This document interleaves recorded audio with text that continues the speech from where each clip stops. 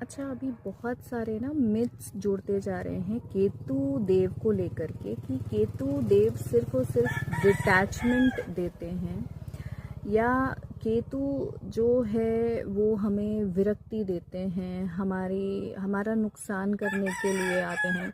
है ना, जिस भी भाव में बैठेंगे उस भाव उसकी पीड़ाएं हमें देते हैं।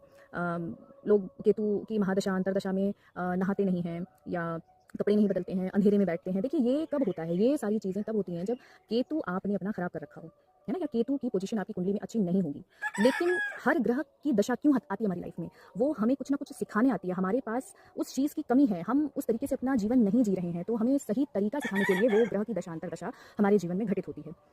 तो जब भी केतु की दशा या अंतरदशा आती है, तो कहीं ना कहीं हम अपनी पाथ से जिस पाथ पे, जिस रास्ते पे हमें चलना है, उस रास्ते को छोड़ करके हम कहीं और भटक रहे होते हैं। तो केतु देव का मेन जो उद्देश्य होता है ना, वो एक तो देखिए, केतु देव के पास सर नहीं है, तो वहाँ सोच समझ बुद्धि का कोई काम नहीं है। हमें इंट्यूशंस आते हैं, गाइडेंस आती है ना। भगवान की कृपा होती है जब हम भगवान से जुड़ते हैं, भगवान की तरफ जब हम जाते हैं, तो वहाँ से हमारी चीज़ें धीरे धीरे करके जो है एक ट्रैक पे आती हैं।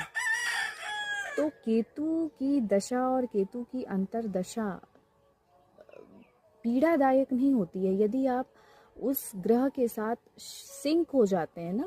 वो ग्रह जो हमें सिखाना चाहते हैं, हम उसको रिसीव करने के हालत में जब आ जाते हैं ना, तो केतु की दशा से बढ़िया दशा और कोई दशा हो ही नहीं सकती है।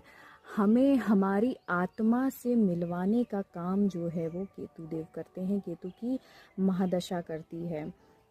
हमें ऑर्गेनाइज बनाती है, भगवान के करीब ले जाती है, भगवान से जोड़ती है हमें। तो केतु की दशा से आप बिल्कुल ना घबराएं, बल्कि आप जितना ज़्यादा सरेंडर का भाव ले आएंगे, है ना, जिस भाव में आपके कुंडली में केतु देव विराजमान है, उस भाव से रिलेटेड जो मोह है उसको त्याग दीजिए।